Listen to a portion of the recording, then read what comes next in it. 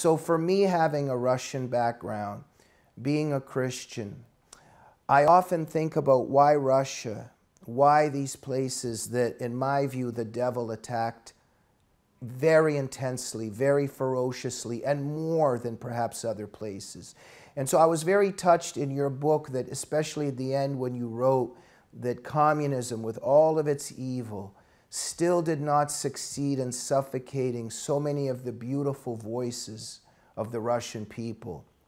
And it could have tried to kill all the churches, destroy all the churches, kill the Christian people, etc. But it did, of course, not succeed in all of that. Where I'm going with this is I often think about, for instance, on a spiritual level, that there's something very special and sacred about Russia. What Dostoevsky was writing about, the prophecies that he made in his work. When we think about the tremendous, great, rich Russian literature of Chekhov and Tolstoy, Dostoevsky, something very, very sacred and special in Russia, something also very spiritual. Many of us know and believe in Our Lady of Fatima, the predictions of how all of this is connected to Russia, the conversion of Russia.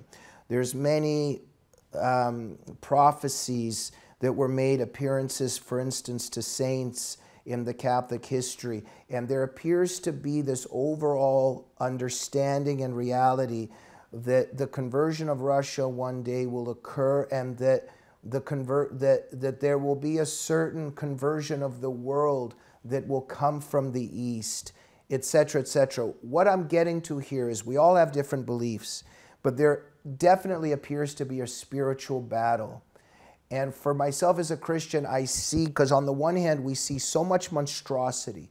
Stalin, Lenin, Putin, we see this KGB evil.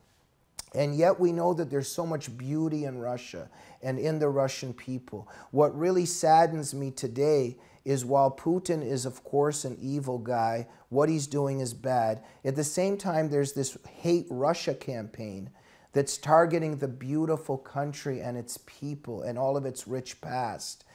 Let me just hand this over to you in your own way. Do you see something spiritual happening here? Why did the dark forces and do the dark forces attack Russia and its people so much? Perhaps what is the future of Russia? You know, I felt exactly the same thing since the first time I ever read Anna Karenina or the Sholokhov books, which were probably not written by Sholokhov, the Don novels. The Russians have a spiritual quality to them that is missing almost everywhere else in the world. The story to me that spoke to me a lot, that's in our book, is the story of the Cathedral of Christ the Savior in Moscow. Christ the Savior was built, completed around 1878, roughly, and it duplicated the Hagia Sophia in Constantinople because Russia believed itself to be the third Rome, really the new seat of Christianity. And there's a lot of reason to believe it was. In any event, they built it. Tchaikovsky's War of 1812 was played there. It was the center, really, of Russian civilization. When terrible World War I came, they could all look up and see the Golden Dome. And so as Pavlova died in January of 1931, Stalin destroyed he said, God will be gone from Russia by 1935. He executed 125,000 priests and Orthodox priests and other ministers in a 2-year period. And he destroyed that cathedral. That was the final act in 1931. He was going to build the Palace of the Soviets, huge statues of himself, just like Nero was going to build the Palace of Nero in Rome. And they began building it in 38 and 39, and they kept falling apart. It turns out there's a sand structure, and they could never solve it. So it kept dissolving. Well, it was sat there vacant and embarrassing. And so Khrushchev put a pool on that site. A swimming pool in Moscow, which didn't do that well. And that was sort of ridiculous. In 1991 or 92, a Russian business guy immediately jumped in and rebuilt brick for brick exactly the Cathedral of Christ the Savior. And it's always been to me a great parable about the Russian people. Now, to me, tenacity. They're the greatest people on earth. Faith, yes. I've always felt that way. They have a spiritual quality that comes, maybe it's from the dark winters, maybe it's from the terrible mean, the World War I and World War II, those were terrible, terrible wars for Russia. And then the oppression of these awful Bolsheviks oppressing these people. And somehow people like your parents and a lot of others have survived and even maintained Christian faith. There may be more real Christians in Russia, actual believing Christians, than there are in other Western countries.